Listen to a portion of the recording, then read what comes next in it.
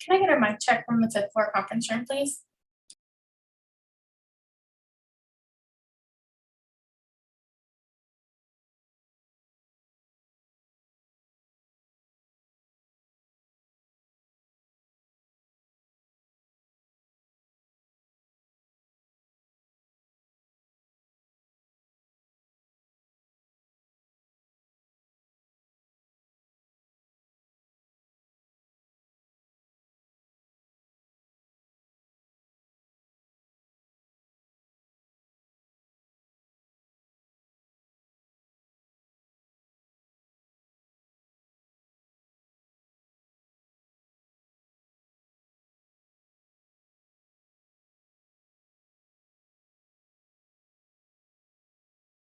Test one.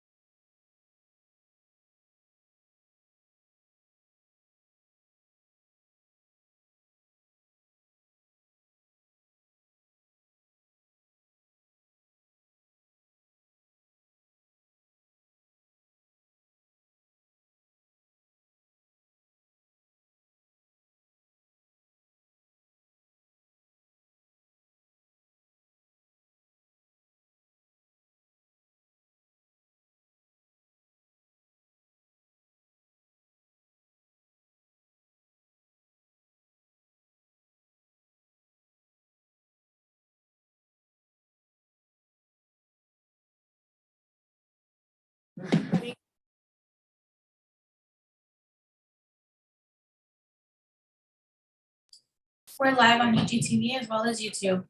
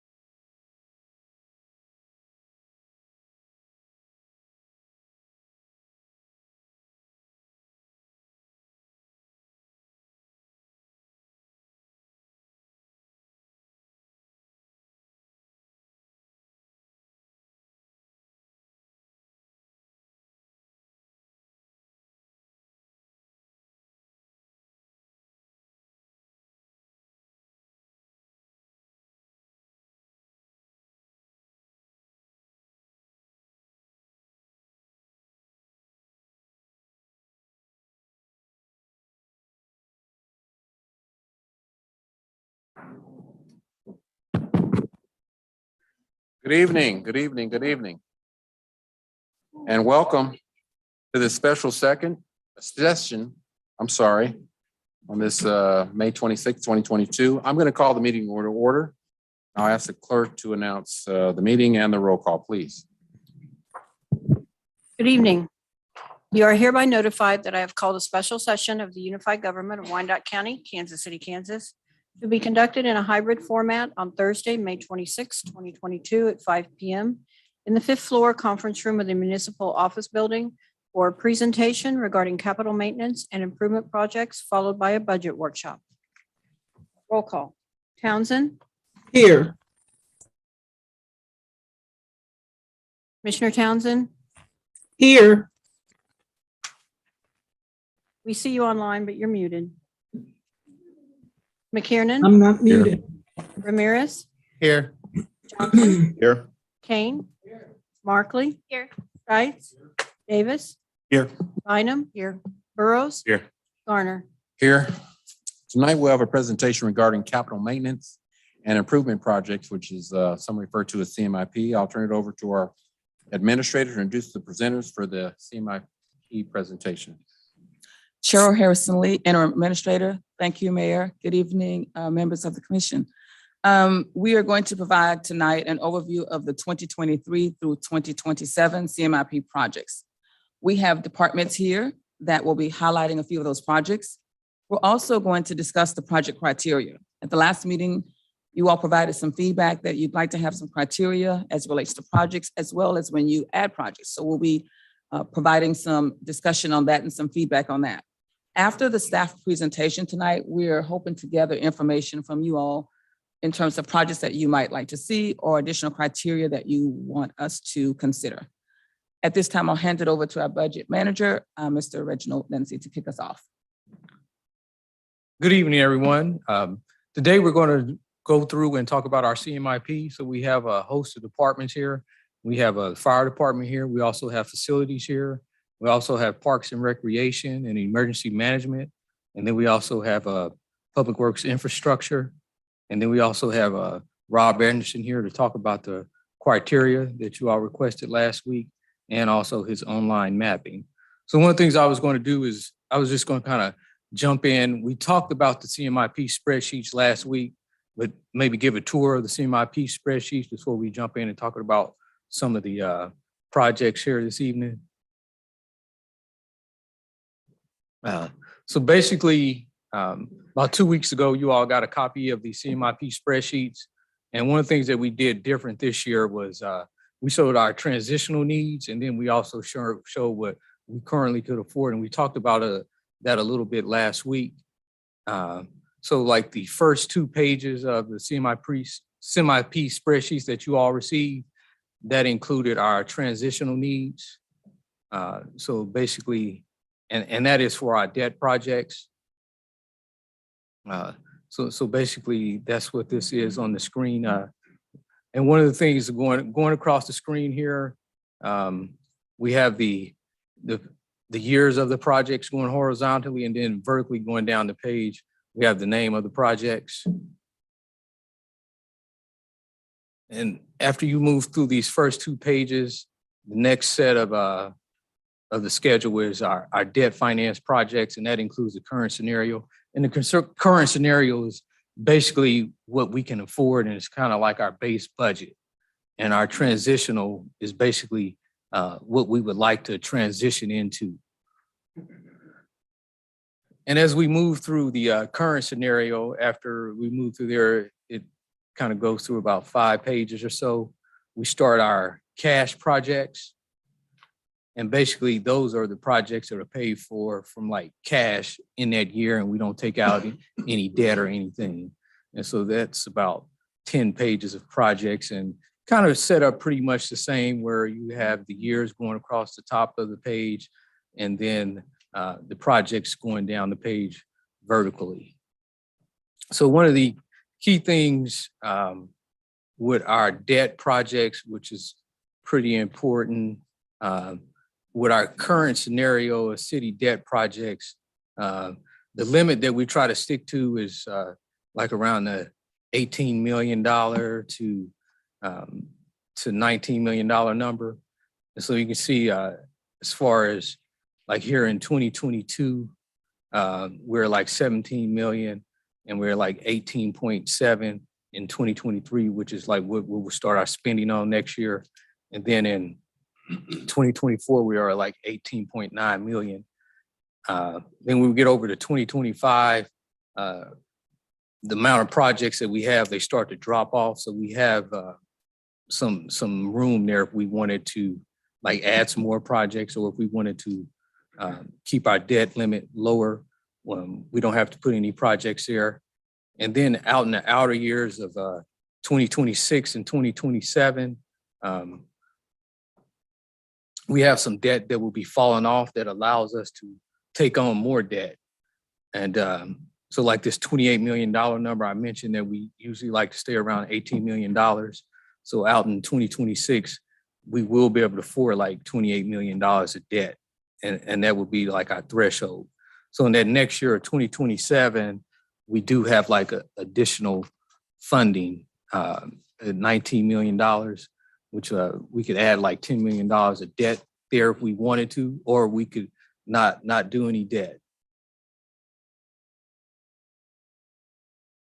So one of the things that's going on with the just with CMIP this year is we're experiencing something that we definitely probably hadn't seen in like 30 years, where we're facing cost increases because of like economic headwinds.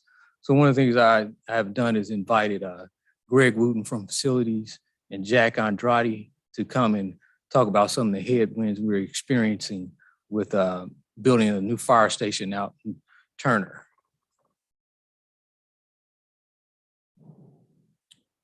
Good evening. My name is Jack Andrade, and we're going to talk to you a little bit about the Turner Fire Station. As you know, this fire station was going to cost $9.3 million this year. Over the last 4 months, we realized that that number is increasing up to $11.4 million. And instead of asking you to approve additional funding, what we've realized is that we're going to go ahead and push our quartermaster project that we asked you guys to approve a couple of months ago, where we're combining money that we saved from 2020, 2021, and a little bit 2022, and we're going to put that towards the Turner Fire Station. Now, doing so, we will start and push the quartermaster project to 2023 with it being funded. And so that's where we're coming up with the additional 1.4 million that we're needing this year to start that project. We do not want to push this project, the Turner Fire Station project, any further, because the costs are just going to continue to increase. And so we're going to start, hopefully break ground end of June or July with the Turner project. You have anything you want to say on that? We have a Yes, thank question. you as well, Mayor. I'm sorry, we have a question. Commissioner King? Have you guys called FEMA to see if they would help out? Did you say FEMA? I believe it's FEMA, the one that helps build fire stations. No, we have not. I'll tell you that now, and I could check on that for you, Commissioner. That would be great. And then I don't know why we hired the same. I hope this doesn't take 5 years to build. We hired the same people to build this one. That took 5 years to build the one out west. So, and it was a dirt settlement thing, which is a crock. So I think somebody needs to put the hammer down on these guys once they start going to not back off. And Johnson County built like 5 or 6 fire stations in the same time frame that we built one. And that's ridiculous. And there's all kinds of issues with Station 12 out there. I don't know if they're still happening, but the air conditioning, the heating and stuff like that. So, I don't know why we would hire somebody that didn't do a good job, took forever to do the job, and then has trouble getting them back to fix the issues that are there. Question. Commissioner Stites. So I guess with Commissioner Kane's asking that, I'm going to say, take it a little step further. Why did we hire that same group?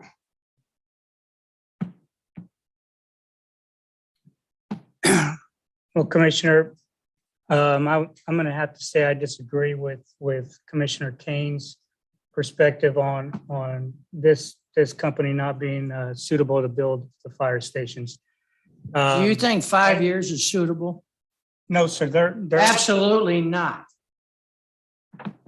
I would- don't care if you disagree with me or not. You're not the elected person here. We are.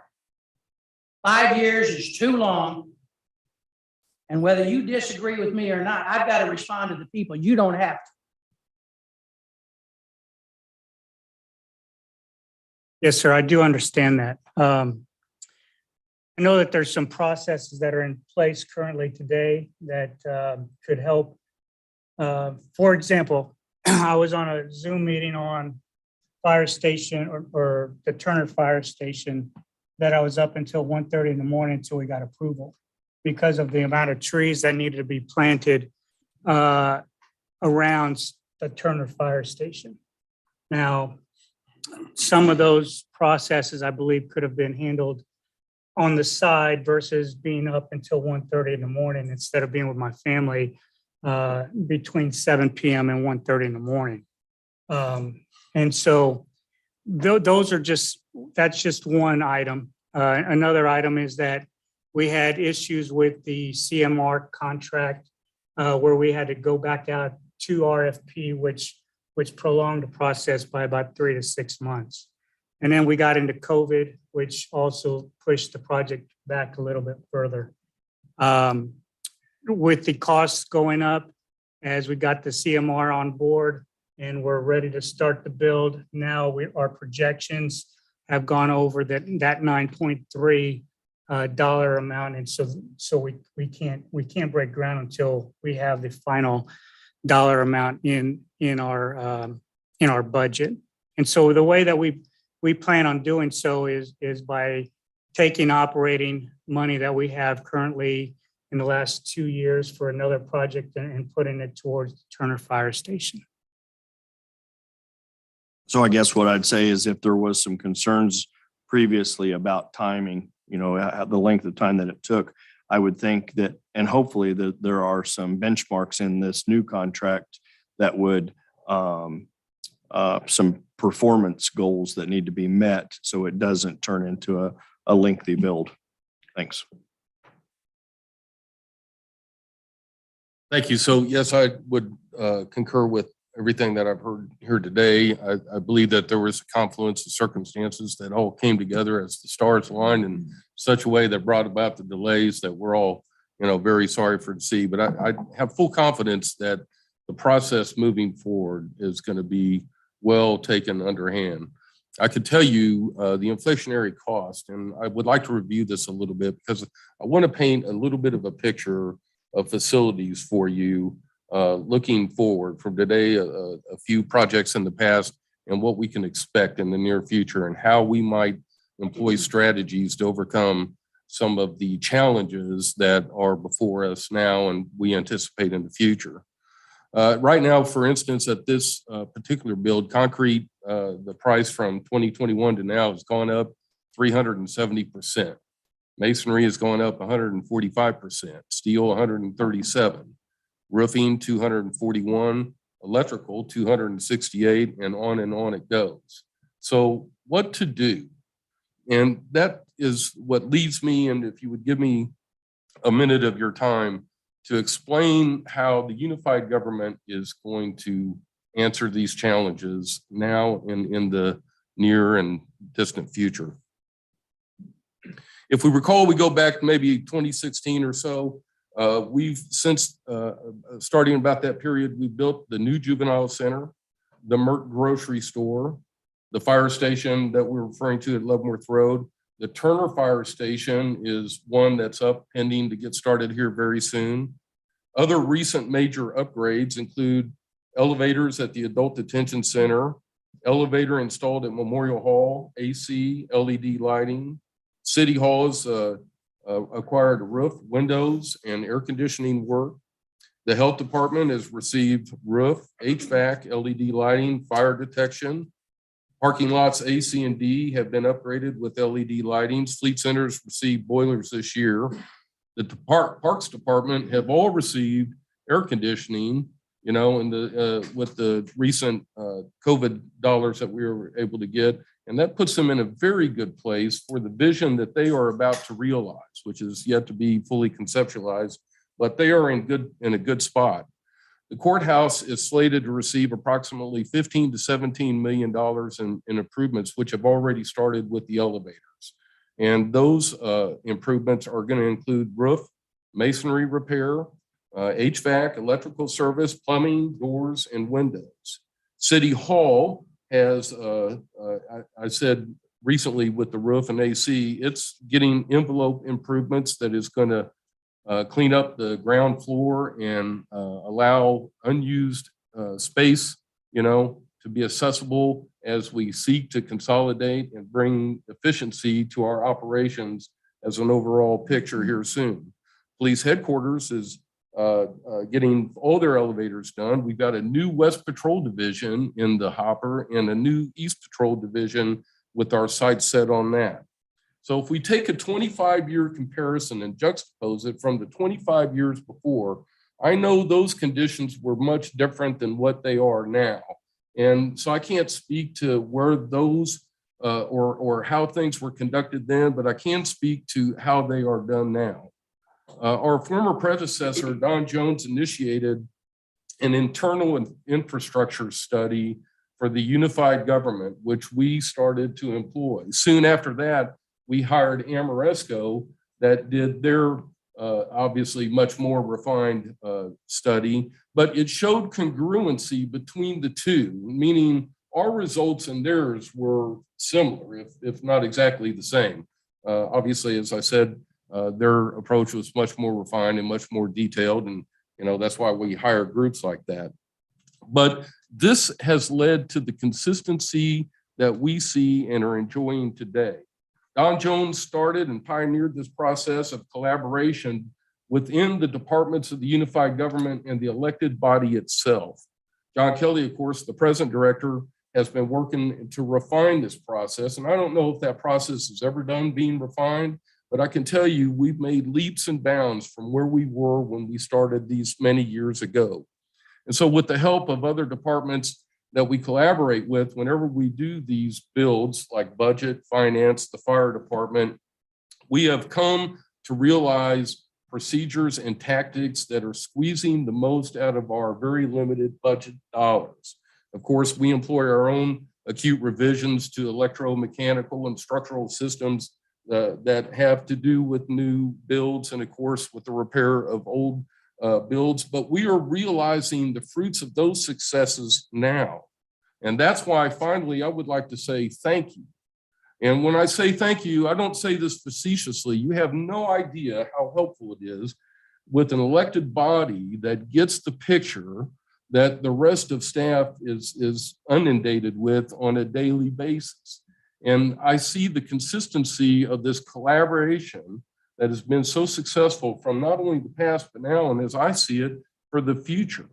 And with the consolidation of that's going to come about with the tiering study, I can tell you, Buildings and Logistics is able or is going to be able to advertise a dramatic reduction in our deferred maintenance backlog or liability, as I say it in an economic term, which is quite high right now and has been the source of quite a bit of scrutiny and wonderment how we were going to handle this. And I think that we're going to be able to advertise at the end of 2023 and 2024 and beyond a dramatic increase in this, which is going to relieve the stress that we are having to, focus so much attention and budgetary concerns. And all of this is happening under these current and past economic malaises. COVID was no picnic to work under. The current inflationary position that we find ourselves in, the Fed government is advertising this as no longer transitory, but probably fixed. To what degree of increase inflation is, nobody knows, but I could tell you, we've been harnessing efficiencies that have made the most of these dollars. And we have not had to come back with a great deal of revision as it was to you. We might be manipulating the budget to accomplish what we are seeking to do, but I could tell you, with the two fire stations that are in the hopper now and the two more soon to come, that's nearly a 20% increase or revitalization of the fire department inventory. Same with the police and the rest, and their calculus takes them to 2037, maybe a little bit beyond. We don't know what the economic conditions are going to be at that time, but we see a target date to where in the very near future, we're going to eliminate some of these issues that have been plaguing us to the past, and we're realizing those things now. And so I just wanted to say that, it's so appreciative of staff working together with the consistency that has come to us, that starts at the top, doesn't it? And so this process that is developed and taken a life of its own as these departments work internally together, I think that we're going to be able to advertise something quite wonderful and has not been realized in the near or recent past. And having said that, that's all I have to say to that. But I think that you will see those conditions played out in the building of this new fire station and all these other projects that we have been advertising of late. Thank you. Also, one thing that I'll add is within the fire department, we currently have like 4 fire stations within the 5-year plan that will be rebuilt or new fire stations. So that is definitely something that is going on in both Deputy Andrade and Chief Callahan. They are adamant about reaching their 2037 plan where they hope to have rebuilt all our fire stations or either have some new ones in there. So that is something definitely positive that's going on. And we also have those like built into this budget currently as we have the budget built. I have a quick question, just to back up a little bit to coincide with Commissioner Stites and Commissioner Kane's question. Just for clarity, when we talk about these contracts and how these contractors get these contracts, for those that may be watching that don't really know, how do you arrive at getting to that contractor to actually build out these projects? Well, there's a variety of ways that the unified government and strategies to employ contractors or vendors. I believe this was a RFP process, so it was a competitive bid process, and that's how Heron was landed as they were with the previous build. And I believe they had just accomplished a fire station in Johnson County before we hired them to do the Leavenworth Road project. Now, as part of that RFP, I'm just talking contractually, maybe legal me to hop in. Do we give them a timeline that could maybe put some more fire under their feet to get these projects done in a more timely manner with benchmarks put in place? Or is that something that's even done or even considered? There is. The unified government reserves the right of punitive action if certain benchmarks or timeline precedent isn't made. And of course, those are negotiated items such as what we encountered over the COVID period. You know, obviously those were extreme circumstances that were not of the norm. And I believe these are taken on a case by case basis, but no, yes, most certainly we do have ways to protect ourselves and do. Commissioner Kay. The former administrator didn't want the fire station. And when they cut into the side of the hill, they said the ground had to settle. Well, I work for a construction union, and that was a lie. And Mr. Andrade can say that he disagrees with me, but there were a lot of callbacks that weren't done. And even if they would have had to have the ground settle, there's packing machines to pack the ground, none of which was done. They didn't want to build the fire station. They dragged their feet intentionally. And the fact that it took so long and the fact we have so many callbacks makes me a little leery of why we would have hired the group that did that in the first place. So, I mean, that's when you go out there and you break ground and 4 years, 5 years later, they finally get it done. And administrator, you were in Gardner and they were building so many fire stations because they were combining some of the districts, correct? You know, so how come they can build, you know, half a dozen of those in a couple of years and we can't build one in 5 years? So to the public, if you're wondering about my frustration, this is why. And to the district, we were owed better than what we got. You know, so yeah, I get frustrated and I get passionate, but I want more fire stations. I want to make sure that the public is as safe as possible, but I don't want to do it at a snail's pace either. If I perform my job like they did theirs, I would have been fired in the first year, let alone the 5th year. Thank you. Continue. So we do have in 2018, we did lay out a 20-year plan for you to build a fire station every other year. With our budget and what Reggie was speaking to about the city debt projects wanting not to be above 18 million. We are pushing one of our fire stations to 2026 instead of 2025. So we're pushing it 1 year, which is going to get us off track a little bit, but it's not that bad. The first priority is our township homes. We've got 5 of them, station 20, 14, 16, 17s, and 18s that we're going to target first. Then the next priority is to go into Piper again and build that 3rd fire station that we're needing out there, and then to build station number 8. And then the 3rd priority is the downtown fire stations 11, 14, 5, 7s, and station number 3. So we're projected, if we do that every other year, like we had anticipated, we should be done in year 2038 or 39. So that's all that I've got for you. And also, one of the things I just want to make clear is some things that Greg touched on as far as like replacing these fire facilities. It definitely reduces our maintenance within our budget.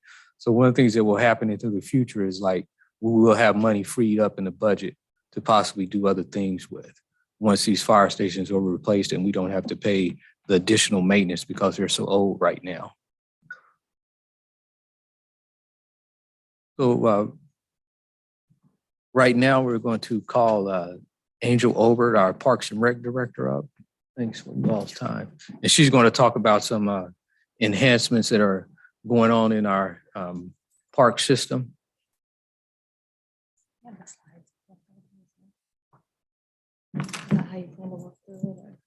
Yes, I can.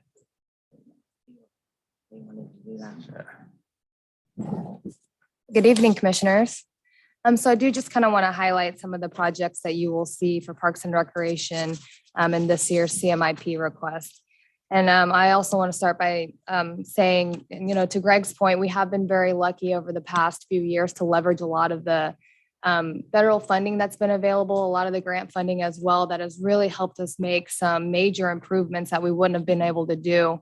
Again, just want to highlight that 2.1 million that we leveraged through CARES Act that put 4 of our community centers, where we needed to be as far as, kind of being up to date with recreation. And that project we did in 3 months. That would have taken us probably 10 years to do if we had done that and worked that through the process. So our department's always actively applying for grants, applying for that federal funding. So let's see here, what page is this on? I think page 4, Reggie. So is it the Waco? Waco Lake Roads. Yeah, and that's it right here. Okay, so and we are going ahead and identifying for 2025 that we'll anticipate that we will need to repave the roads at Wyandotte County Lake. So over the next 2 years, we'll be working with Public Works who are helping assist in finishing the water line replacement phases 4 and 5. So in 2025, we do anticipate that to be finished.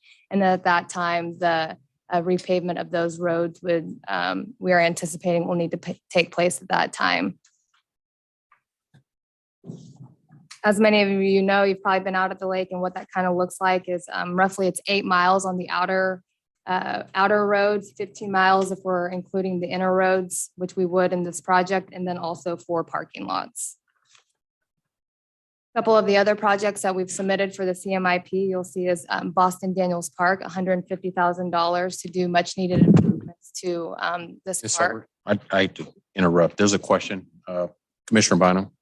Thanks. I'm sorry, Angel, to interrupt you. So the road repavement is, I can see repaving like the one-way road, which is just basically a ditch. But a lot of the roads around Wyandotte County Lake are brand new. They've recently been repaved. I mean, at least half that lake has brand new pavement. So I'm a little confused about, I won't turn it down, but there must be parts of it that still need repavement. But am I wrong? I mean, I'm out there all the time and those roads are new.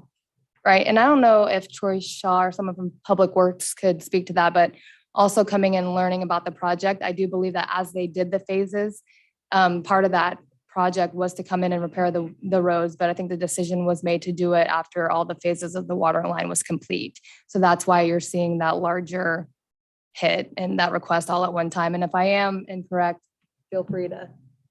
Sure. Yeah. So, Troy Shaw, County Engineer. Yeah, Angel's correct. When we did some of the pavement a few years ago, I can't remember exactly the year, but we didn't do everything. We did chunks of it that we know were really bad. And then we tried to avoid the places that we knew we were going to cut the roads up for the water lines. So then we would be back later in the future to cover those up. And so, I mean, with regard to places like the one-way road, would that be included in the 1.2 million?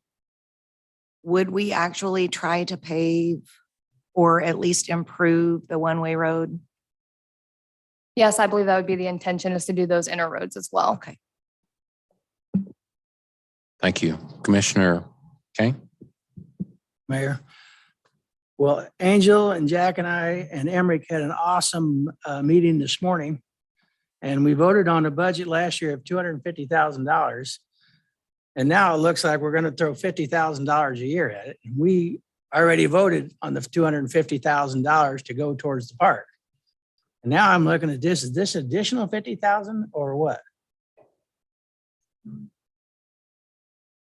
No, I believe that budget, that's 50,000 and the other 200,000 lives in a separate fund. So the total is still 250,000 Okay, for cool. this park on Hutton Road. And we brainstormed today and I don't know, I want to say it, but we don't know, but we're going to try to meet with the Piper School District and leverage that $250,000 to see if we could do something with them like we had with Eisenhower. So that's something that Angel and I and Emmerich and Jack are going to work on. But I think that is, we want the park out there, but if we can leverage the money to get something bigger with the Piper School District, we're going to do that. yes, we'd like to give Commissioner Kane the best park that we can. So definitely continuing to explore possibilities and hoping that when that day comes, it's going to be very awesome. So I do want to highlight again Boston Daniels Park. So that Excuse is me, a- Angel. Mayor, Commissioner Townsend has her hand up. Thank you. I'm sorry, Commissioner Townsend. You have a question? Thank you, Mayor. Actually, it's about Boston Daniels Park. So maybe my question will be answered if Ms. Obert is allowed to continue. And if it's not, I'll just wait until she's concluded her presentation. Thank you. Sure. Thanks, Commissioner Townsend. So yes, Boston Daniels Park, this request is for basically a lot of our parks, as you know, have a lot of that beautiful stonework. And over the years, it has deteriorated. Boston Daniels is one of those parks. It is a park that we know is very important to the community and on our priority list for repairs and improvements. So this funding would go towards repairing a lot of the concrete work, the masonry work that needs to be done at Boston Daniels Park, and then also repairing the sidewalks within the park, and then also being able to help with the efforts that a local community group is working towards as far as replacing the playground there. And then I will stop. Commissioner Townsend, did that answer your question or? Yes, it did in large part. And I agree that masonry, the stone around there definitely needs to be redone. We talked about that last year for this year. I can't see on the screen what year that $150,000 though is. It's 2023. Oh, it is 2023. Great. Okay. And you mentioned replacement of playground equipment. Would that include a new surface there or just equipment? This request would be for equipment with the surfacing being wood chipped. This does not include the rubber pour and play surfacing. Okay. Do you recall offhand what the rubber surfacing would run? Say that was done down at Edgerton or will be soon done. What was that about 80? The footprint at Edgerton, the one with the playground separate from the swing sets, roughly 61,000. Okay. And we can, I can provide and get the square footage of the footprint at Boston Daniels and do the math and get a rough estimate for that, what that could be. Okay. Yeah, because if that equipment is going to be replaced, I would want to see, and I'm sure the community would want to see that rubberized surface. I would think it would be less of a burden on upkeep as I drive through there. Weeds coming up are quite often a problem with what's there now. So might as well do it right if we're going to replace the equipment as well. All right, thank you. I had a quick question about Boston. Does that include the signage as well? I'm sorry, Mary, did you say signage? Yes. This does not include signage. I don't know if that could be included in that or not, the signage. Updating the Yes. existing. Yeah, and this is Sure really could. important to the community.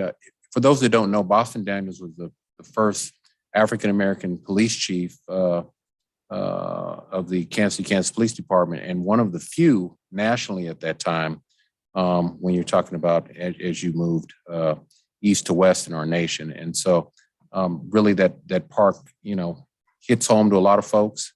When you talk about just the type of initiatives that policing really implement, just from our experience, when you talk about blight and what's that mean, I really think that it does a disservice if we allow that park to degrade, because it goes against the broken windows theory, it goes against community policing, and it goes against a lot of other policing models that are designed to prevent crime, especially in that area of the Northeast where we've had issues over the years with trying to really curtail crime. So I just think that park really being a priority when you talk about beautification and abating blight, should remain at the top of that list just because of what Boston Daniels represents, not just to this community, but to the fine men and women that do work on the Kansas City, Kansas Police Department and the work that they're doing. And I think you would do a disservice to the police department's work if the very park that's named after, and it's the only park in the county that's named after a police officer, is allowed to deteriorate. Mayor, Commissioner Townsend has her hand up. Commissioner Townsend. Thank you, Mayor. One of the other things I wanted to ask Ms. Obert, if she knows, have we heard any more about the grant opportunity that was being pursued by, I think it was family members over a year ago? Yeah, so the Parks and Rec Department has been working very closely with Ms. Daniels and her organization and those efforts. I have not heard an update on that particular grant. However, I do know they are in continued conversation with that particular donor, and pretty confident that we will still be able to move forward with it. Have you heard anything about a time frame, though? I have not. Okay. And to the mayor's comments, one of the things with not only Boston Daniel, but any of the parks that make a difference in these neighborhoods is just the simple, regular upkeep of cutting and also finishing the parks. Now, I know that I think Boston Daniels Park was under a contractor, and I'm continually monitoring all these parks, whether they're contractors or done in-house. That is critical. That is maybe under maintenance. I don't know if it's Parks and Rec. It applies to even our lots. Years ago when I came on, this was something that the commission put money into. I know we're short on people, but regular and thorough grooming of the parks, wherever they're located, is essential to making them look better as we move to improve with new equipment and all that. So that's something I'm keeping an eye on, and money and whatever resources we need to put to the mowing program is essential as well. Thank you. Commissioner Stites.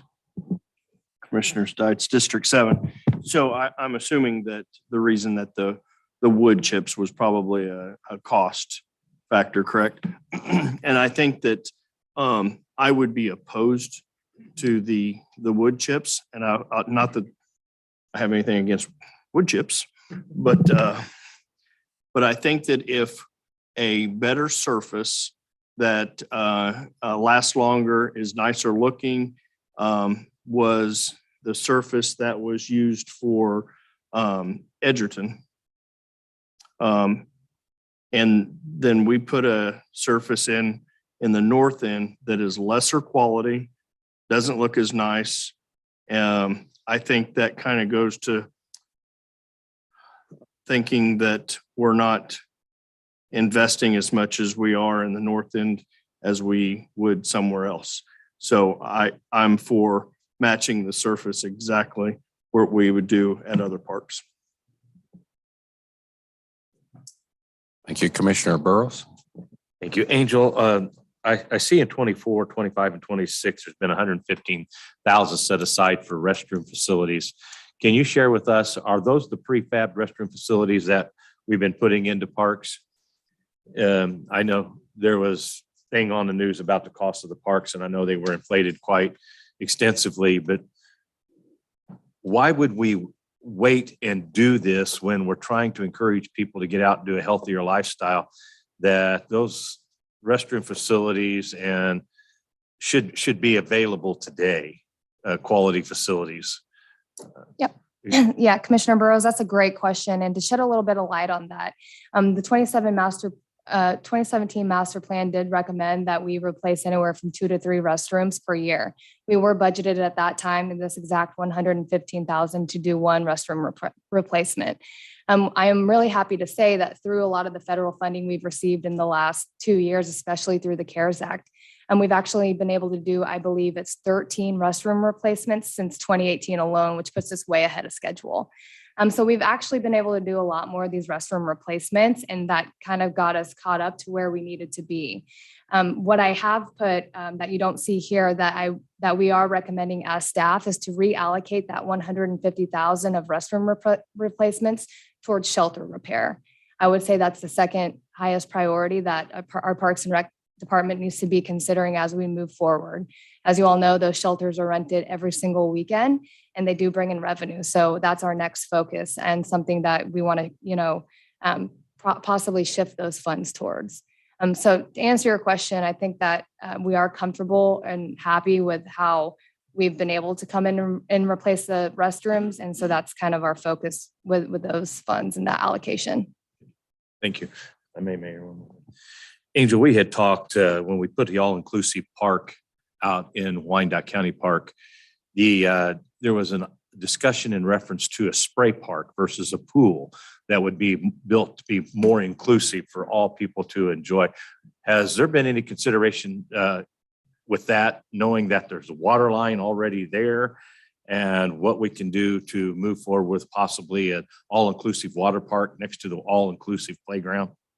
Yes, I do remember that. And we love the spray park initiatives and definitely want to add more to our inventory. So it's something that staff, does have on our radar. And we would like to, maybe approach it as maybe a phased program. So we do know that there's other districts that also, need that opportunity for a spray park. So we are exploring how we can, maybe phase that out and spread it across the county and get it to every district.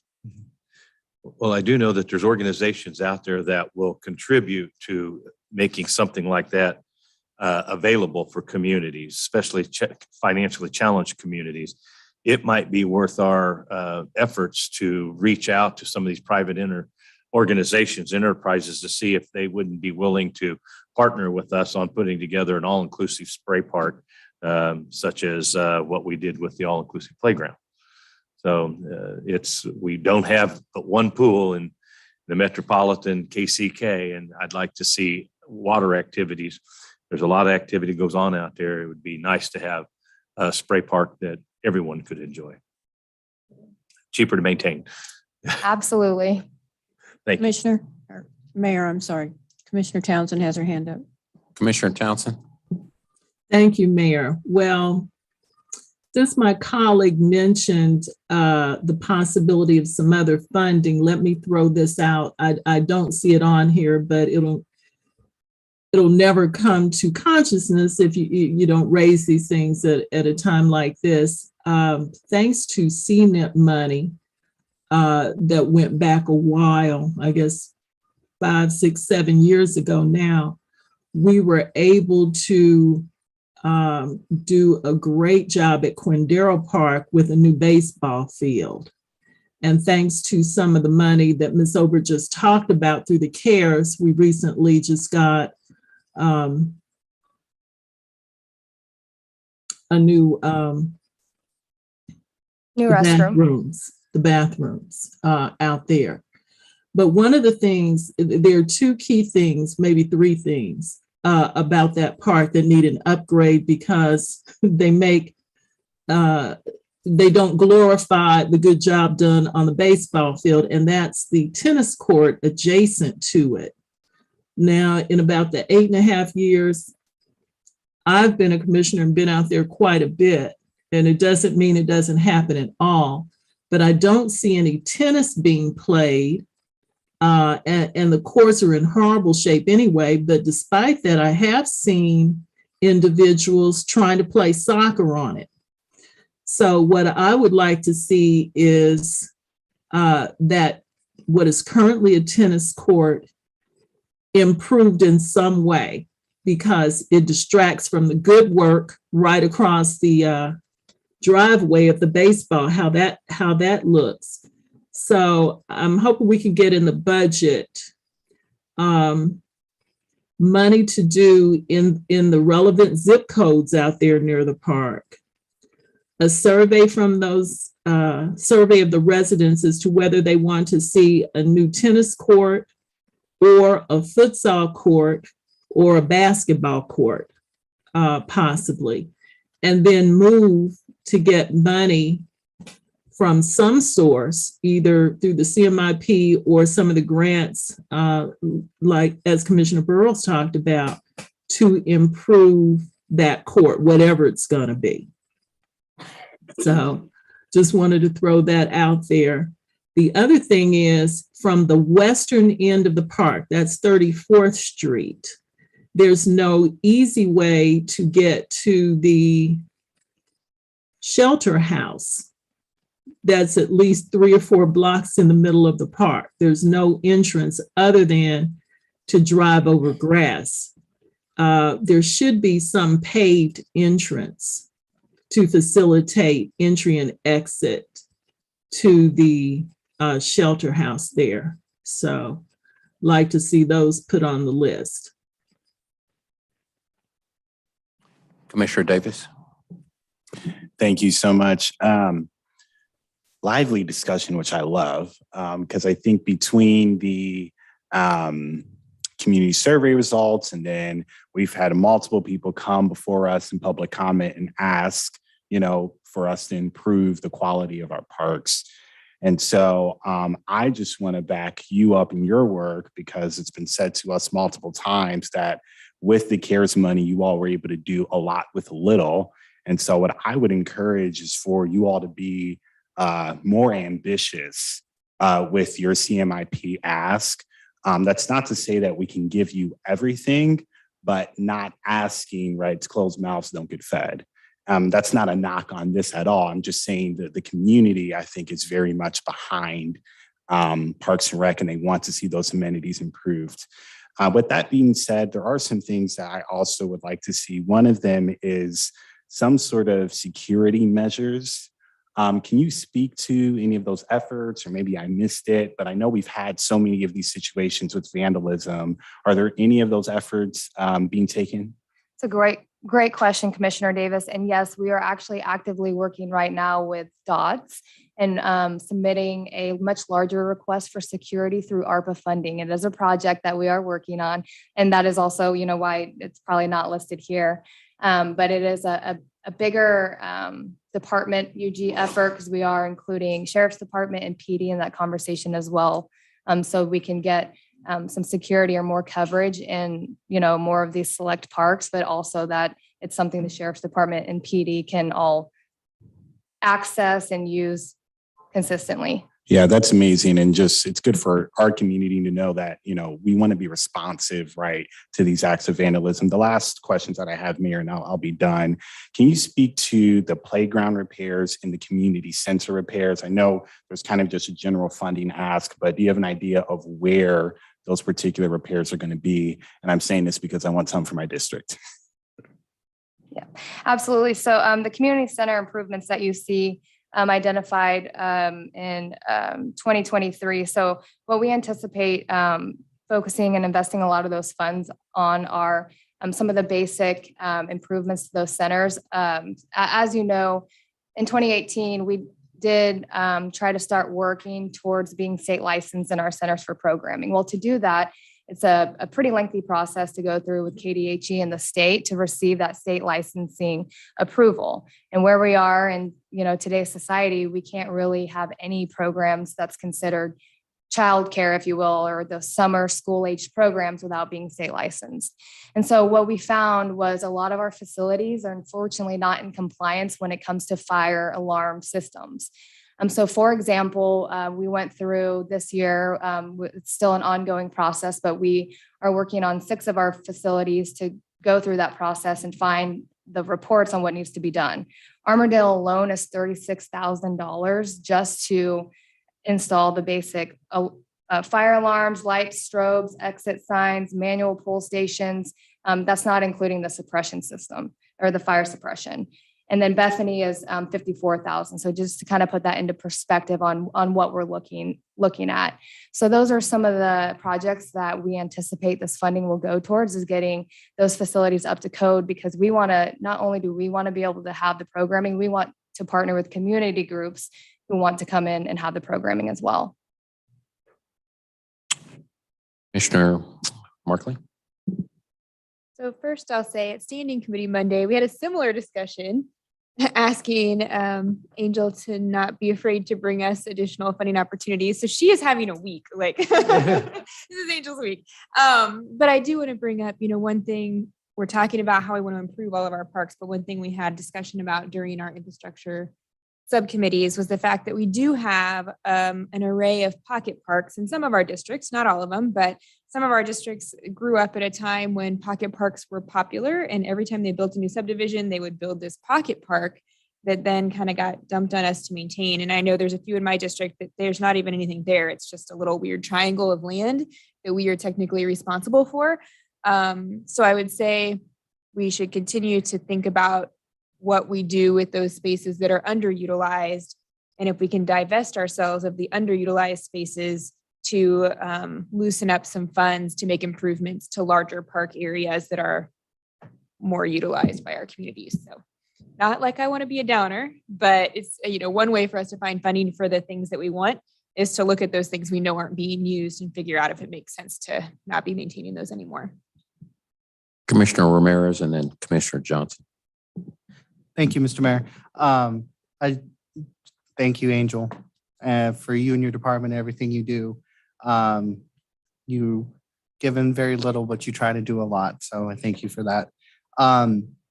Another thing we also have keep in mind as well, as I had mentioned during our infrastructure update when we presented the document, one of the things that Angel, her department and her team and a consultant are working on are looking at our parks and rec facilities and the usage of them and what we can do with them. And part of that is going to help us with what you were saying, Angel, about the licensing and bringing our community centers up to code so that we can provide those after school summer programs and create those partnerships. So it's, as I said then, it's a twofold. We need to renovate, bring everything up to code, and provide service. So it's going to take us a while, but with your leadership, I know with your leadership, we're going to get there. And I, as always, thank you for everything that you do. I know you and your department care about this community, especially. I know you and Jack do. You fight for it as much as you can. So going back to what we said in standing committee, be bold, come with us with bigger asks if you need to. We're wanting it. Thank you. Commissioner Johnson. Thank you, Mayor. Angel, this is your time. This is your season. So take full advantage of it. I want to lean in on the Boston Daniels Park. If we're going to do it, we might as well do it all and get it done right. So, don't be afraid. It's already been stated this commission is behind you right now. So I want to lean that. I looked at the Parkwood Park playground also. We're going to be adding, I think, $85,000. And since we're talking about the, I call it mulch, but obviously there's a more sophisticated term for that. I want some of the new stuff there too. Whatever the new stuff is, that's what I want. It sounds like it's better. I don't play on playgrounds, so I just don't understand right now. Not anymore. So I want that as well in that area there.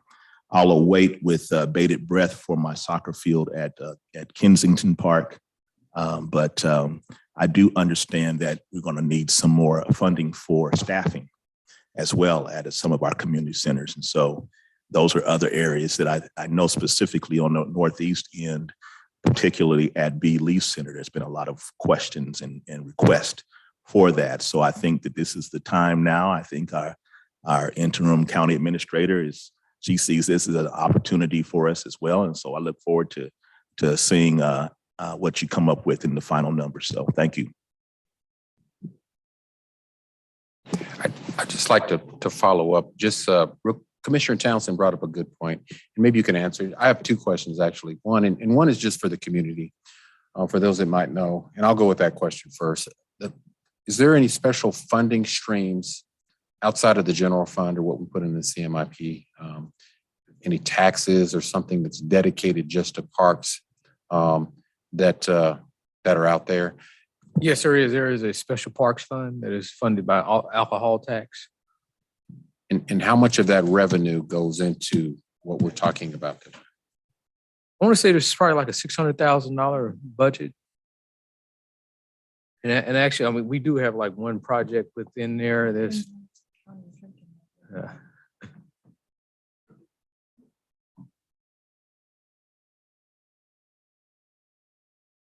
right now we have fitness courts in there, $105,000.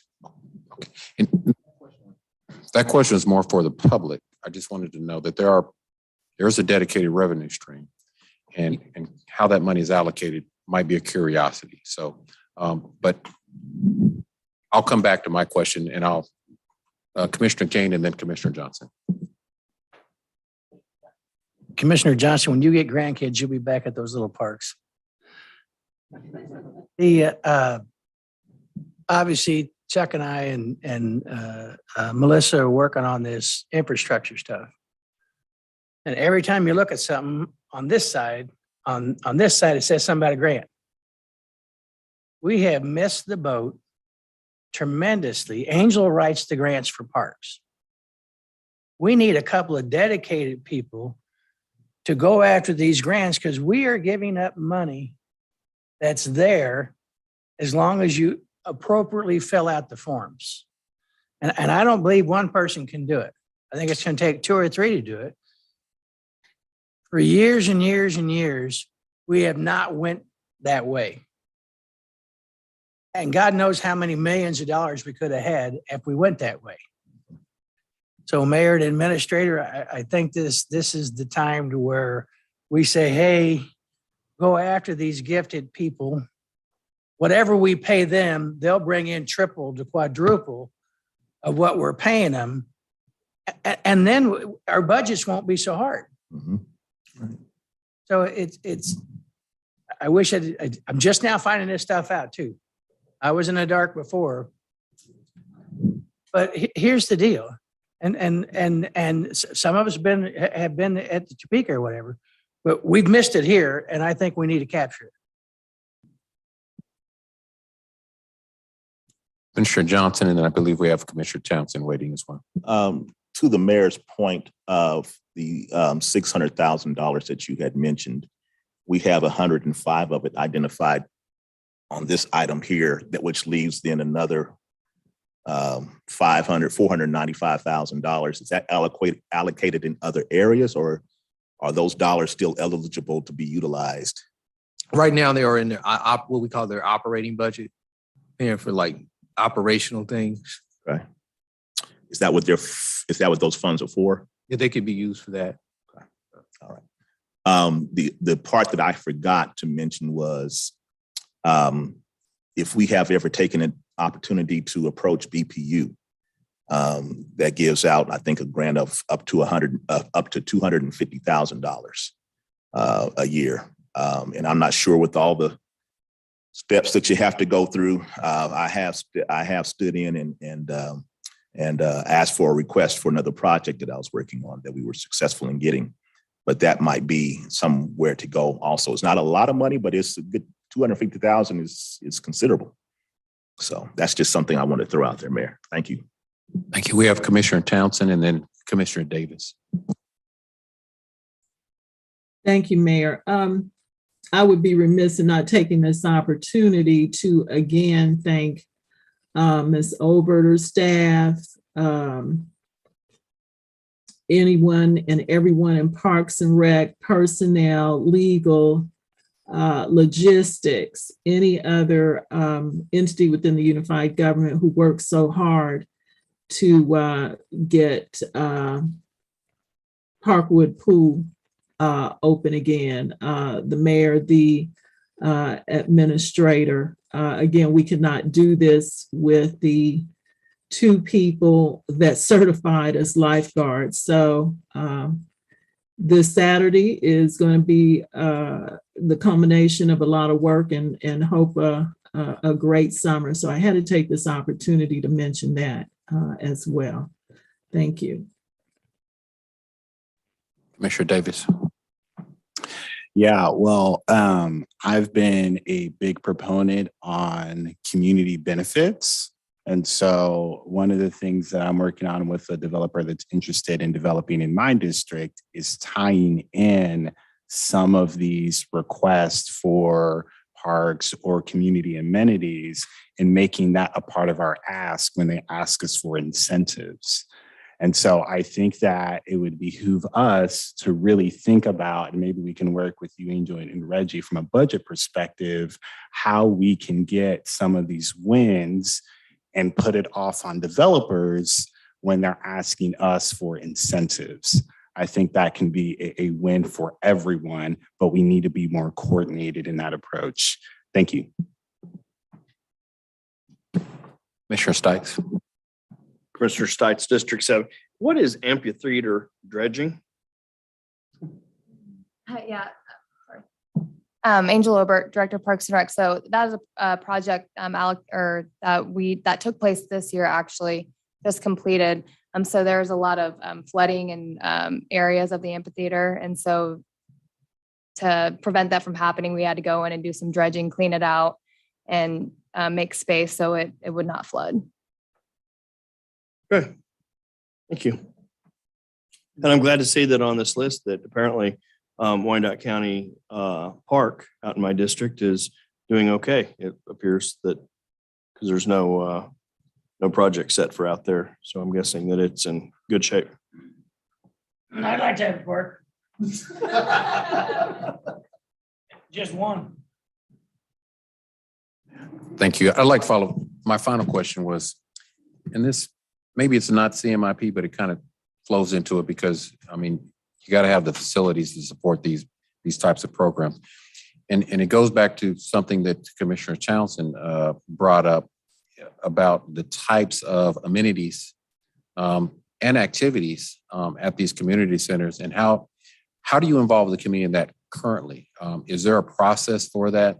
And I say that because I know some of my constituents, when I was campaigning, talked about that, especially east of 635.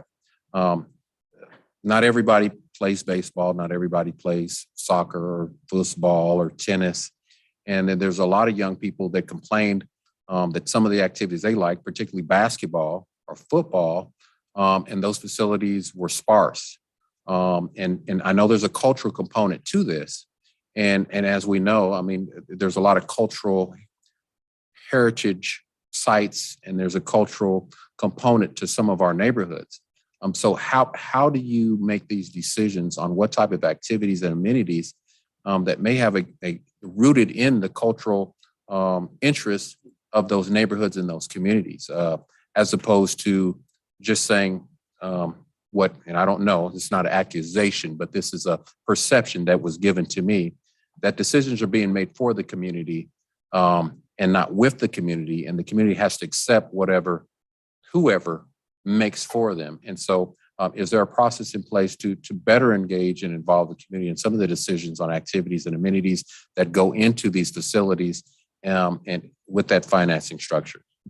Yeah, absolutely. And that's a great question, Mayor. So Parks and Recreation, we do have a few sports that we do try to offer, your pretty standard sports, football, soccer, baseball. Well, football, we are building up basketball. And we do try to work closely with the community around those community centers to try to get a pulse for exactly like you said, what's the feel of the neighborhood. We know that in areas such as Armourdale, Argentine, and Kensington, soccer is more popular. So we do try to listen to our neighborhood. And we also invite, we can't do it all. As you know, we are very short staffed. We have 6 community centers. And right now I only have 1 full-time recreation specialist for each center. And actually 1 center right now is staffed with a part-time person. So staffing is a lot of the challenges that we face when it comes to programming as well. But we rely heavily on partnerships within the community groups or instructors that are certified in teaching yoga, dance, tumbling, karate. And so we really do encourage them to come to us and let us know that they have programs that they'd like to see there and work with them to bring those to the centers. Commissioner Markley and then Commissioner Davis. I would just note, Mayor, that within our infrastructure committees, we have a study going on related to the community centers, and the group doing that, and Angel might want to talk more to it, but the group doing that study noted as well that it might be of benefit to us to look at each community center and give each community center something special that they're emphasizing, because right now we've kind of been trying to provide the standard services throughout. So that was brought up as part of that study as well. Commissioner Davis. Okay, so a few thoughts came to mind here. First, this is kind of a general question. I know for these CMIP, if there's a constituent, they see a particular issue, a pothole, or whatever, they can report it. Can they do something similar to that for Parks and Rec facilities? Like if there's a broken slide, can a constituent come in and let us know about that? Or is that just something that your staff has to see, be notified, and then do that internally? Yeah, Commissioner Davis, we try to utilize the 311 system for those. And then also we encourage people to reach out to us at info@wyco parks. And that's how we get a lot of those reports as well. Okay, gotcha. Yeah, I think it would be good for us to kind of expand that process and let our constituents know that they can be a part of the maintenance process for our parks. The last question that I have is, can you speak to some of the challenges as to why we are short-staffed at these community centers? I know that programming funding was cut and has not been restored, but I think some of those challenges, if we all knew about it, we can perhaps materialize some solutions for you all so that you can bump in or get a bump in your staff. Yeah, and so I think historically we've always been understaffed as far as recreation. I know some of you might have seen the request we put in for ARPA for $500,000. And during that time we spoke on in 2012, when we did go through some pretty extreme budget cuts, Parks and Rec took a really big hit, and our summer programming taking the biggest hit back in 2012, and it was never restored. And I want to say it was, I think, in the ballpark of $200,000. And then so, at that time, we did lose a lot of our contracted instructors in our community centers. And that's really when we kind of saw that decline as far as staffing and recreation.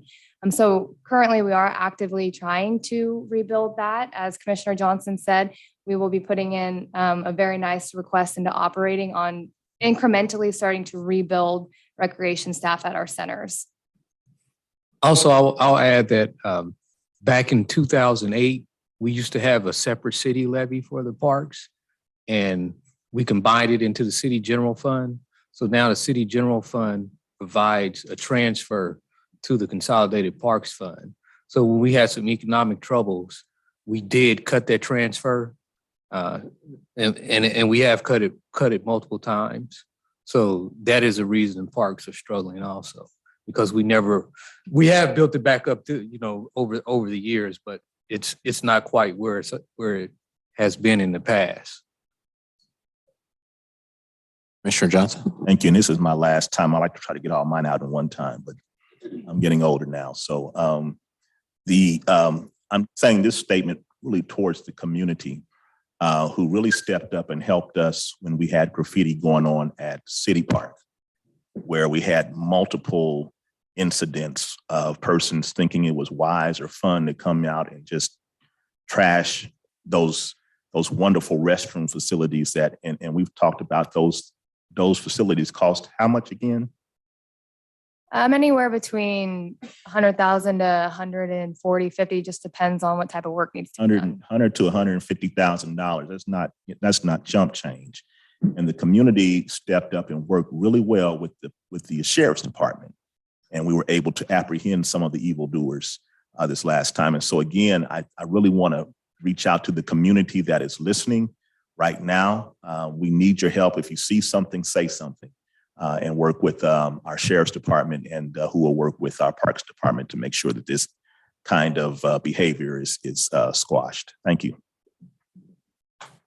This is my last question. And this goes into the fees because we're talking about funding sources. and maybe this is more for Reggie, if you could just, how much money do we generate on average every year just from the fees? And I'm talking about the rentals for the structures, the facilities and things like that. And that's a huge concern for some of the community. When you talk about people that, and this is just another thought outside of the question, so just hold that question.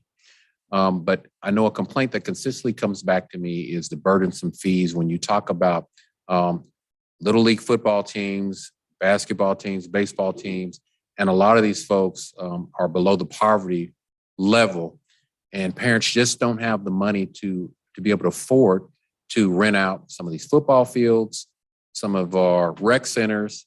And then I'm hearing that we're partnering with agencies such as the Y that charge fees that may be burdensome or cause some of our residents to be out of reach to be able to use some of our facilities. And the whole goal in having these facilities and these parks and things like that are for our residents to be able to use them and enjoy them. They were built by taxpayer money on the front end, but we're charging burdensome fees on the front end, on the tail end, that really sometimes hurts. And I don't know if we think about that, some of our poorest people in our county, and that is a constant complaint from the people that I've talked to that do live in some of our most distressed areas. But outside of that question, I'm just leave that as a food for thought moving forward for staff. But the question is on average, out of the money that we bring in, what does that look like? And then where does that money go? Does it go to the general fund or is it dedicated to parks? And if it's not dedicated to parks, I think that's a conversation we need to have, because the money that is generated from user fees, I would think that we would give it to the Parks Department because that's where the money is generated from. So if you can answer that. Yes, Mr. Mayor, I can. So I don't know the amount that the fees bring in, but I can definitely tell you that they do go back into the Consolidated Parks Fund. And just kind of idea that Parks Fund in general, it has a tax levy associated with it. It brings in anywhere from $6 to $7 million a year. But I do not know the amount of the fees right now, and I can get that back to everyone. Okay, all right. I think at least pre-COVID, the last time I looked at a revenue report yearly, I think for Parks and Rec fees that we collect, it can be anywhere between 600,000 and 700,000. Okay, thank you. And I apologize. I have to leave, and I'm going to turn this meeting over to the Mayor Pro Tem, who is Commissioner Bynum. And before I leave, my last act will be to recognize Commissioner Kane. Mayor, were you watching Monday's meeting? Because this is exactly what we talked about. That they collect all this money. And we sold more fishing licenses than we ever sold that I know about. All this money comes in, then it goes to the general fund, and we can't fix up our parks. We can't afford to put a park in Piper. I don't know why it was set up that way. It's set up wrong. You know, if we're bringing up $700,000, that should go to all our parks. It should go to our community centers. It should go where people want to, and without the expense that the mayor was talking about. If we had that much money coming in, I believe we could fund some of these things for the kids to do on a weekend. But there's no reason to put it in the general fund because it didn't come from there. That was not the original intent from that. So I think they ought to get the money that they deserve and spread it amongst all the parks and the community centers. And we wouldn't have to be going through all this budget stuff. Well, we can only spend $25,000 here or $25,000 there. If they collected $700,000, how would that be a tremendous amount you could spread across the community? Angel, help me here. Yes, but to that point too, you know, we do collect fees to generate that revenue. Yes. Okay, but you're still somewhere in the neighborhood of $700,000, right? Yes, 600, Okay. 700. All right, so there are some certain fees that go there. But if you collected some for this and were able to fix up some of the community centers and then charge half the price of what you're charging, you'd still get a lot of money. But how much money are you giving for your total budget per year for parks? I think this year's around $7.5 million. Well, and then there's 700,000 more we could throw on top of that. I mean, every single district has kids that want to go somewhere to play ball, somewhere to do something. And we don't have near, I mean, I got Wyandotte County Park, Wyandotte County Lake, but, and we're always talking about taking care of the kids. There's money to do it. Commissioner Davis. Yeah, and I think just given the fact that there's so much passion around this is amazing. So I don't want any of this to be confused for anything less than that.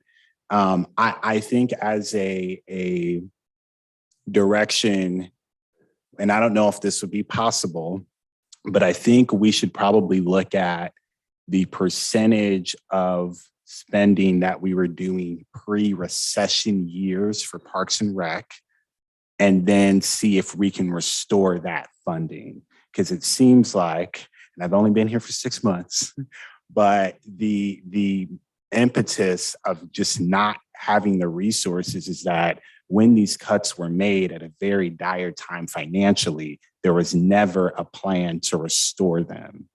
And so if we could have some sort of a plan where we can look at how much we were spending before recession on parks, percentage wise, not in cash, and then look at what we're doing now, I think we can start to bulk up that particular funding. The last thing I will say, I will echo the mayor's words on basketball courts, and no diss to soccer or baseball or anything else, but we're in Kansas, where the sport was invented. And so I would like to see something on here where we can get more of that going. And when it comes to programming, we need to give you all more money so that we can partner with community members who can be coaches, who can lead that cooking class, who can lead that dance class. They don't necessarily have to be a UG employee, but we need to give you money so that you can contract that out. Thank you, Pro Tem. Thank you very much. So other questions for Parks and Rec? Because Commissioner Burrows. Thank you, Madam Chair. What I might suggest is we have an audit opportunity here. If you want to really drill down to find out pre-COVID, post-COVID, the fees that are collected, how they're spent, we have an audit opportunity right here within our local unified government that could identify those funds and give us a clarity as to how much money, where all the money comes from rentals, from fees, from usage, whatever it may be, and can give us an idea. And it would probably give us more clarity as to how those dollars are spent and what's been put into the general fund, when it was put in. That's just a suggestion to the commission. If all you have to do is talk to the chair of the audit committee and we'll make it happen, if that's what avenue you'd like to do. And it's not, sometimes those audits can really identify things we didn't even think of. So just point of clarity, Madam Chair. Thank you. I'm feeling like we have had a number of questions just on the parks part, and Administrator Harrison Lee, I don't know if we're going to be looking to you. I'm assuming at some point in a budget workshop, we're going to bring back that information, but it strikes me that we might have more CMIP to talk about before we're done with this part of because we still are hoping to have a budget workshop tonight before 7. So I just kind of want to see where we are. Interim County Administrator Cheryl Harrison Lee. So just a bit of clarity for you. We're only going to cover CMIP. We thought that we would use this time to cover just the CMIP because of exactly what's taking place, that there would be quite a bit of dialogue. So that covers the first question for you. The second question is, yes, we will go back and look at this and provide you some feedback. It's really good to hear the feedback on parks because really parks is they're economic development opportunities. Right. Okay. Thanks very much. I really appreciate that. So we have then, it looks like the time we need to finish our CMIP conversation. Is there more on parks that we haven't heard yet, Angel?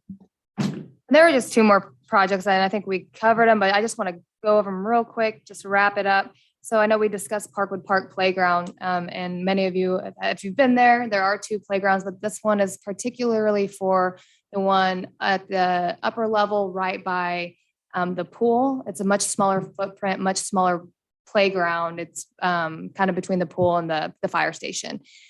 So actually this request, you guys, you'll be happy to hear, this does include the rubber surfacing, and it is a smaller footprint. That's why you see a smaller number. And then lastly, I just want to touch on the St. Margaret's Walking Trail project. We know how important trails have been. This has been a project we've been trying to get funded through ARPA and a number of, or not ARPA, but AARP and a number of other ideas that we've worked with that community group with. So, we wanted to identify that. And also we are still working towards leveraging grant funding for that as well. And I just have a comment, or actually a question. Back with CARES money, we had trail money and we brought that to the standing committee and landed on Clam Park for a trail. And I'm curious where we are with that.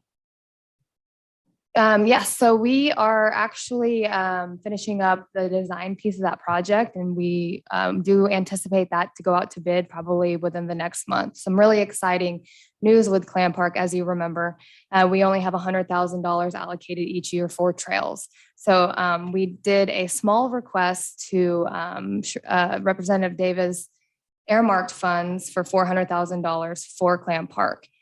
We did receive notice that we did get approval for that. So that is great news for us and means that we can actually do that project at one time. And then also replenishes the funding in that line item to be able to move forward to the next project that is up for the trail funding. Does that help answer that question? Yes, that's great. Do you have a anticipated time when we'll be celebrating our new trail? I don't yet. I'll probably know more, have a better timeline in the next month or so. Okay. Hopefully Just before keep the us end of the posted. year, though. Thank you very much. What else on parks from any commissioner? If not, Reggie, we'll move on to the next section. Okay, thank you, Angel. Next, I was going to invite Matt May from Emergency Management to come up. He's going to talk about an exciting radio project that we have going on countywide. So it's a countywide project where we're going to replace radios for all the public safety all across the county, and that includes Edwardsville and Bonner Springs, and then also the street departments in all those cities also. Good evening, everybody. I'm hot or not? You're on green. Green. There we go. Very good. Good evening. I appreciate this opportunity. We have been kind of planning towards this, which is a replacement of all the what I call subscriber units. In other words, the mobile radios and the portable radios that are out in the field that go with our public safety radio system. It's a huge lift, and I get that. And we're trying to plan ahead for it. And we were doing really well. We're looking towards the end of 23 where we'd actually have to start doing replacements. Unfortunately, Motorola had a different idea. And their different idea was that the fire department radios, which are, I'm going to use the term intrinsically safe. That's not the current term. Current term is different, but I think that tells you better about what it is. What that means is that radio can be operated in an environment such as a highly explosive environment without being risky of setting something off. So you can key the radio, you can change channels, you can even change the battery without the risk of doing that. So those are important for the fire discipline to have. And we are no longer able to repair those or get replacement batteries for them. So when that radio's battery dies or that radio needs repair, it's not coming back intrinsically safe. And I feel, and I'm sure the fire department feels, that it's an important standard for them, but it's also important operationally. I mean, that's the last thing we want, is to have a fireman go into a scene and inadvertently set off an environment that's flammable. So we're looking at how we can get that done. So we had to move up the time frame specifically for fire. And Reggie's been very helpful. His staff, lots of folks actually have been working on this for the last few months that this became apparent. This is, you might ask, why all of a sudden did Motorola get caught short? This is a supply chain issue. Their pieces, their parts come from, China. And so they're struggling to get enough of them in. In fact, I bought for them 24 new radios with the new batteries. And we put that order in at the 1st of December. And I got them a month ago. So that's how long it took before. I understand that supply chain issue is extending even more now. So what we want to do, and we're asking for, is some emergent funding to be able to at least address the fire safety component, which is a total of 328 radios between KCK and Bonner and Edwardsville. Replace those intrinsically safe radios with the new model. That gives us, first off, Motorola is on a 10-year lifespan plan, and they make it happen like that. It's not like, oh yeah, this is a radio built for 10 years. We're going to nurse it out for 15. It's not going to work like that. They're killing the parts. They're killing service. We can't get them repaired. And so the minute they break, they become bricks. They're really not valuable. So what we'd like to do is replace those all now. And that number, right, like it says, 328 total. That comes to a number of about 1.7 million to replace that batch. Roughly, that's at $5,683 per radio. That's one radio and one battery, and and one speaker mic. And that's what we're here to bring to you today. Questions? Yes, sir. It was my understanding that they are applying for a grant to cover this. Is that correct?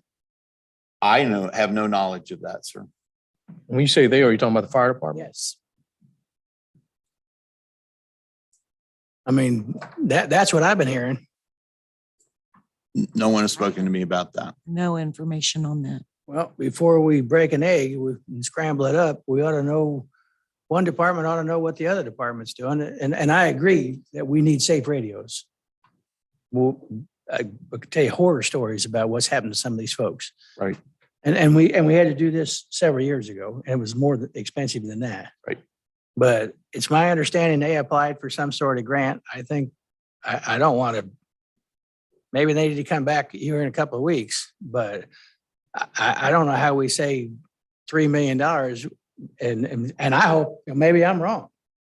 But once again, there are grants out there that we can get to cover stuff like this. So if they didn't apply, maybe we should apply.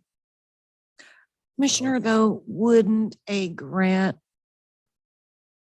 application through the fire department have come to our Public Works and Safety Committee? Not always. I realize not always. So I think somebody needs. Let's find out. Somebody needs to find the answer out for that. And if I can add just one more element to that, and it's timing. Because we got basically no notice that they were going to speed up their timeline at Motorola by a year. Every radio that breaks now, I can't replace. So I don't know how long that grant process might take. Some of them take a long time. Some of them want all their information in 2 minutes. So let's at least find out what the fire department's doing. It's a good question. Right. Okay. And I'm happy to work with them, whatever the funding source is. Reggie and I have talked about several different ways to get this done, but that's the immediate need. I just have a question on the spreadsheet. You've got 3 million all the way across. Yeah, so Matt, could you kind of Sure. enlighten the group on the whole Absolutely. project for the whole 5 years, please? Again, this is Motorola's plan, right? And their plan was to start with the portables. So to give you an idea of the total number, not just fire, the total number is 1,070 handhelds, portable radios. That's just Oh. portables. Okay. That's about $6 million. Okay. So PD has 521, Sheriff's Department has 250. And then once we don't have a calendar for it yet for Motorola, but we know the mobiles are going to go kind of the same way. And I would expect we're going to see that sometime 23, 24.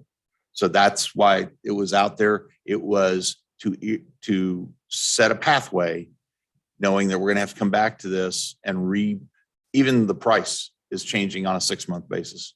So the price I have today, if we do, let's say, law enforcement next year, probably won't be the same price. They ought to have that answer by tomorrow morning. Okay, and then we can have an update. Yes, Thank you. You bet. All right. Anything else? Okay, Reggie, next. All right. So next, I'm going to invite Troy Shaw and Rob Anderson from Public Works. They're going to come up, and Troy is going to talk about Public Works projects, and Rob Anderson, he's going to talk about the criteria to come up with projects. You good with me here, or do you want me to move up a table? Whatever's good. Okay, I'll stay here. Thank you, everybody. Troy Shaw, I'm the county engineer. I'm an engineer. I'm going to start off with a couple numbers that probably everybody in this room is familiar with. 56 and declining. That is our current pavement condition index out of 100. 65. That is the average pavement condition index that commission set and the goal for us to achieve.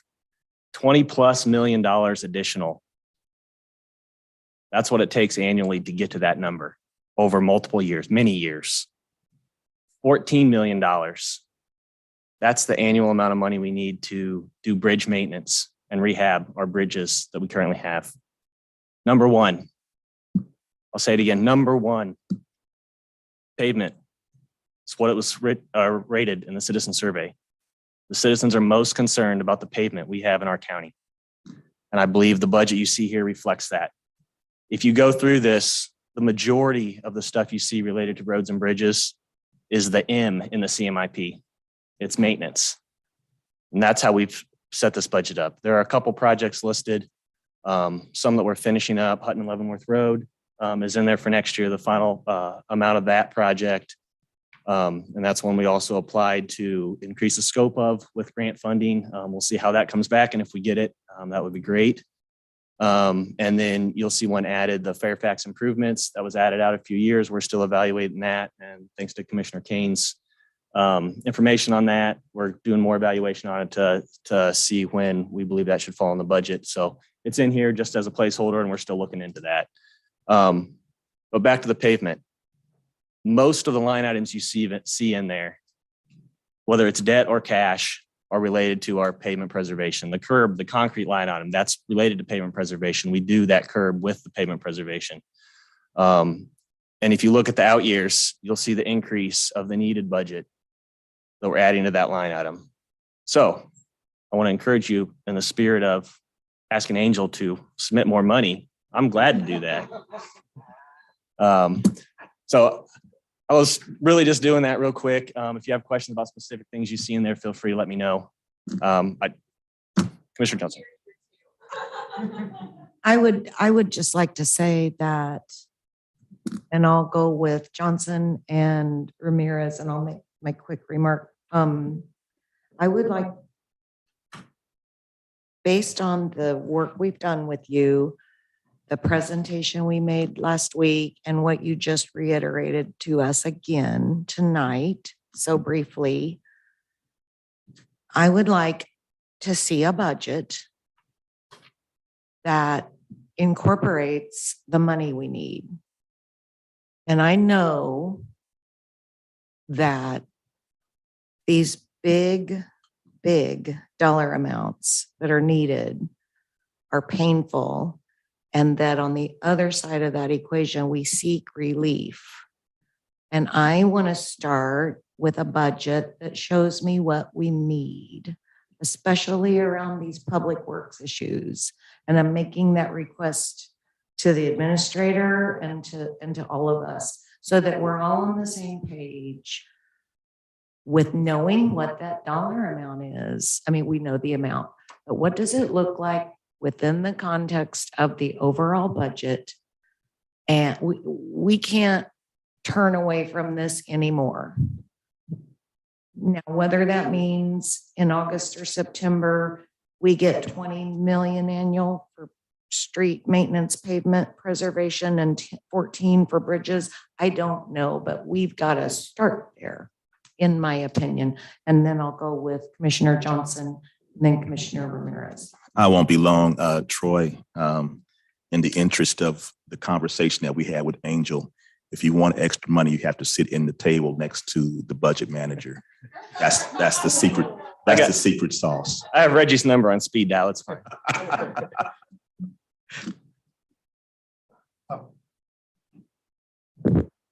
Thank you, Madam Pro Tem. With this, it says transitional needs scenario. Is this the needs-based budgeting that we had discussed? Correct. Yes, we've included that. We've talked about it for a few years, and this year is the first we've put it in. And obviously, the transitional need, so that you can see the budget doesn't automatically next year jump to $24 million because we've added just a small transition to get to that point. So that's correct. You're right. Okay.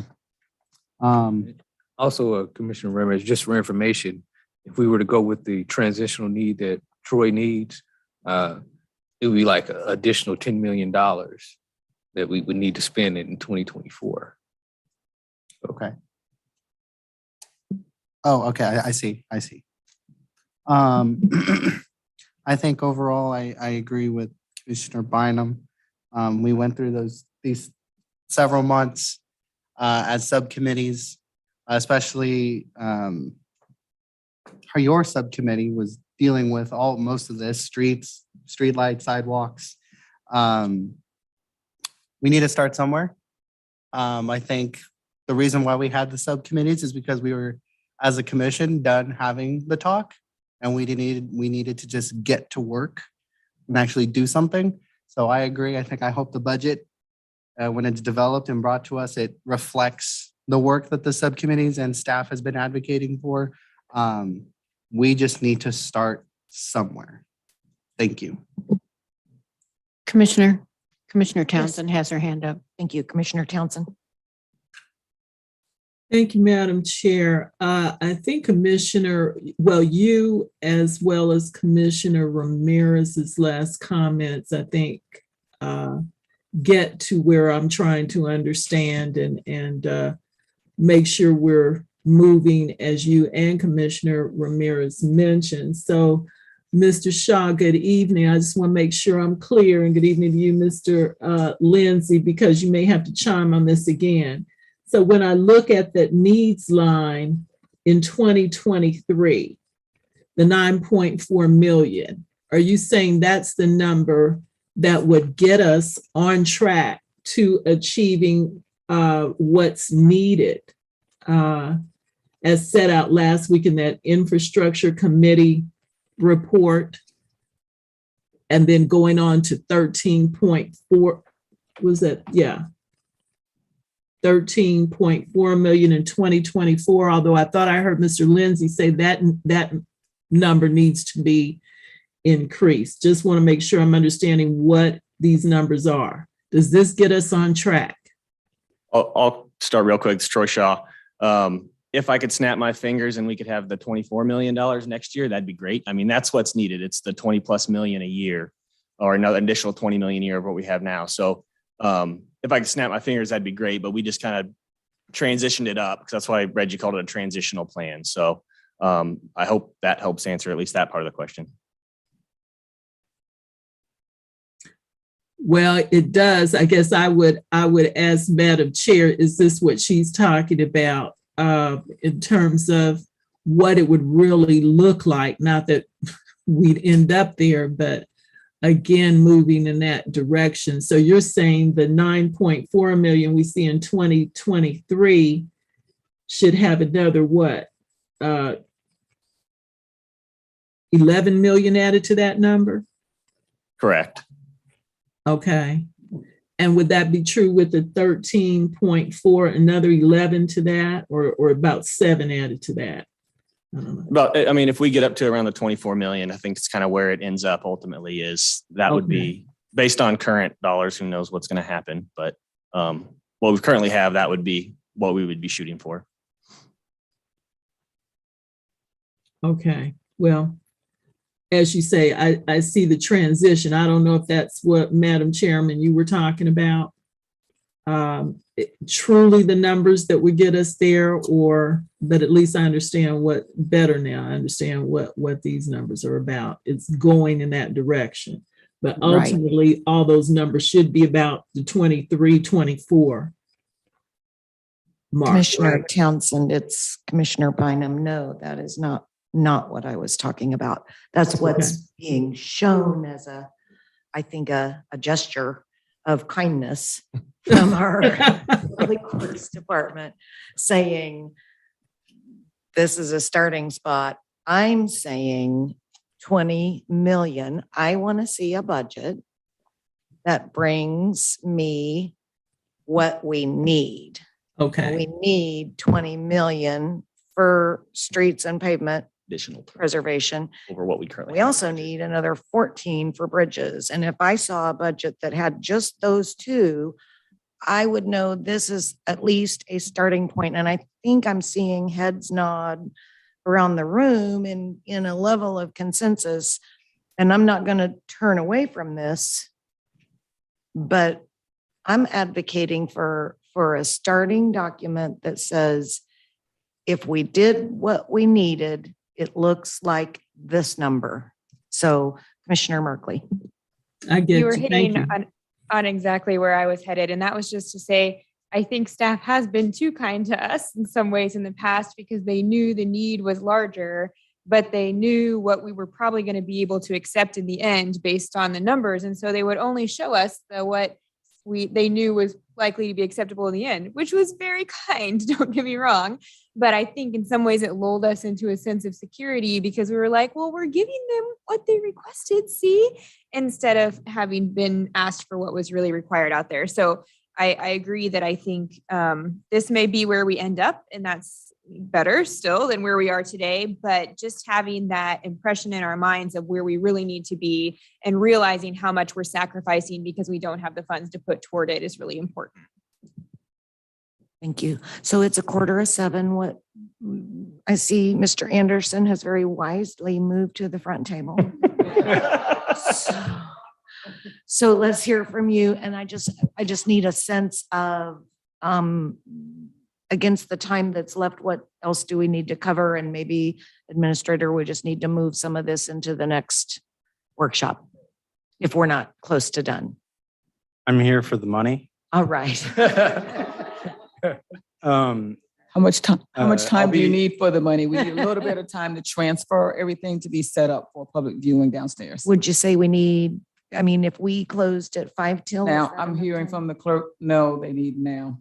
Oh. They're nodding. Well, why don't we give Robbie 2 minutes? Okay, we will do as you request. Thank you. I'll solve the world's problems. I want to first start by thanking everyone for their participation in all of our ongoing conversations. It's been a difficult challenge, and I really admire your willingness to absorb the information and to take ownership of this infrastructure crisis. It's not fun stuff. It's really tough stuff. And I just wanted to lead with that. I also wanted to share, all my presentations that I give are websites this year. So any and all this information can be found here about the scoring system, which was the reason why I got drawn before you this evening. So I wish I had a little bit more time to walk you through this, but I will do my best to really be brief here. We do on one-on-one meetings with commissioners that were here back 2020, 21. I had one-on-one meetings with you all where I walked you through this funding gap problem. And I said, we need about $55 to $60 million annually in CMIP spending. We currently have $18.3 million. And we went through the exercise and I said, here's the funding buckets. What would you increase, decrease? Basically, the outcome of that was everybody was scared to spend more money. And that's okay. You guys have a very difficult position that you're in. And I don't envy the position that you're in. But we want to be more honest about our needs. And the community deserves that. And we don't have the revenue that we need in order to produce the tax revenue to produce the better outcome. We spend about 4% of our total budget on the CMIP. That is not adequate comparable to the per miles we have. And I did some quick math before this, just because I know everybody's interested in the state funding. Let's assume we got $5 billion from the state or $7 billion from the state. And it's an really great match terms, and it's 80-20. We're gonna have to find $1.4 billion to match that. Think about that. So we go chasing after grant money, that's great. It's not gonna solve our problems. We need a concerted effort, an ongoing, continuous funding source to produce the outcome that we want for society. This is Civilization 101. You guys are the ones in charge of doing it. And we're here to provide the information. What we did was we came up with a capital criteria scoring process. This is outlined on this website here. It's at maps.wicokck.org/CMIP ranks.html. You're going to send this, right? Sure. And that information is all on here. You can kind of understand, and there's like a project list and scores. There's all the information and the kind of outlining in general, the process behind it. All the data that's behind driving this. I really wish I had more time. I do too, and that's why I'm hoping maybe in the future. Oh, Yes, madam. You'll get to Madam lead Chair, off I'd on like this time. to have this sent to you all and come back to this. This is a key part of what we want to work through. yes, thank you so much. Okay, so we need to transition to our 7 o'clock meeting. So we're going to be adjourned in our special session and we'll reconvene at 7 in the chamber. Robbie, thank you. Hey, real quick, I'm being told that the fire department did file for a radio grant. Right? Tell us that Commissioner, was that a, Second. all in favor? Aye. Thank you. Thank you, Rob. Yes. I know you didn't get to say much, but that was. Blast through it.